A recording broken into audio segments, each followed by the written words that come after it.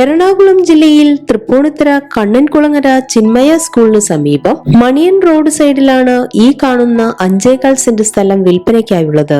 ഇരുവശങ്ങളിലും വഴി സൗകര്യത്തോടു കൂടിയ ഈ സ്ഥലം വീടുകൾ, വില്ല, ബിൽഡിംഗുകൾ എന്നിവ പണിയുന്നതിന് വളരെ അനുയോജ്യമാണ്. ഈ സ്ഥലത്ത് ജലലഭ്യത, വൈദ്യുതി കണക്ഷൻ സൗകര്യവും ലഭ്യമാണ്.